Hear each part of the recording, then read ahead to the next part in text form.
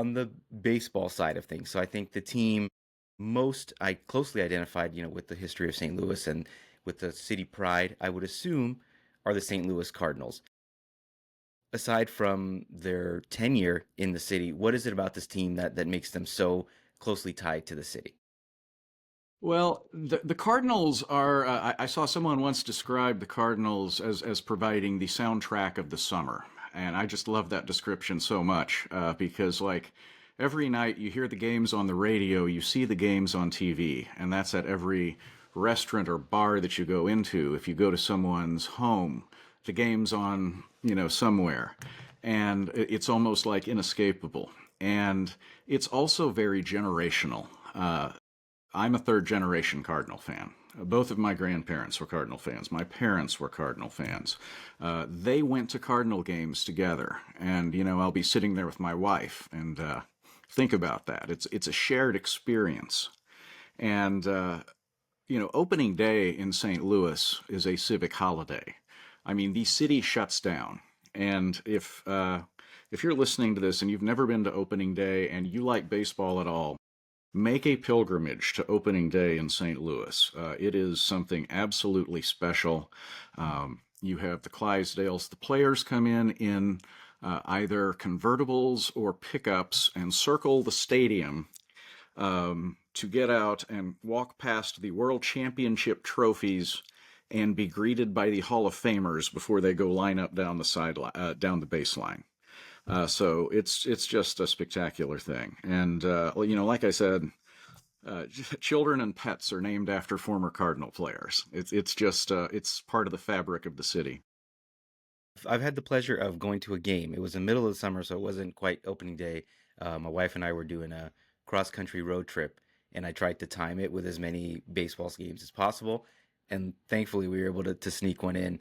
I want to say it was Cardinals Brewers, maybe. It was a long time ago, but it was just you could feel the history in the building, and I think it's one of the few cities with this like century long baseball tradition, which is incredible. I know it's hard for you probably to pick a singular moment, but are there a couple moments that stand out to you that are particularly close to you? Well, the first has to be '82 when the Cardinals beat the Brewers, and that was the first World Championship I was alive for. And I was born in '68.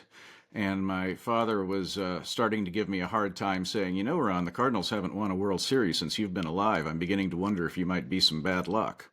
So I got that monkey off my back when Bruce Sutter struck out Gorman Thomas to end that World Series. That was a great moment. And there's so many, it's hard to pick from.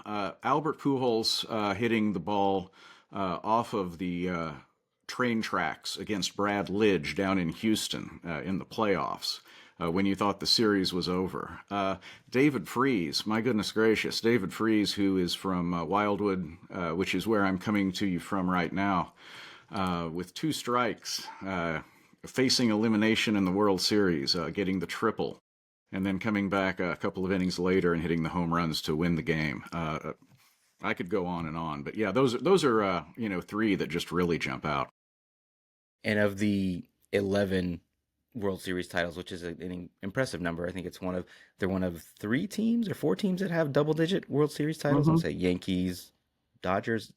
I think the A's have nine. I should know this. I'm an A's fan. Uh, of the ones that happened in your lifetime, what was the most special to you? Uh, I I would go with '06. It's the last one my father was alive for. And we were given no chance. One of the national writers was asked for a prediction, and he famously said Detroit in three. And so we entered the game as prohibitive underdogs. And fortunately, the Detroit pitching staff forgot how to field the baseball. They treated the ball like a live grenade the whole series and made a number of errors. So bad that a fan brought a sign to the last game that said "hit it to the pitcher," and we ended up winning in five. And I got to share that one with my father, so that one was very special. That's incredible. Was there any in their long history in St. Louis? Was there any signs of them potentially leaving at any point? 'Cause There we're was a going to touch time in on the that a lot. Yeah, yeah, unfortunately.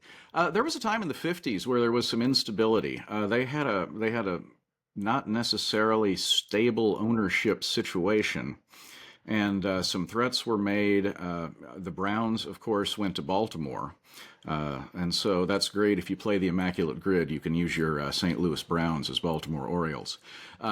But there was a little bit of diciness there, but we've reached a point now where I think the Cardinals are such an establishment in the city that I don't think they're one team I don't think we have to worry about leaving town. Yeah, it's an established brand to the point of, I mean, you throw it in with the Yankees, the Dodgers, again, these really old school teams that with a century plus long history that you can't imagine them going anywhere else.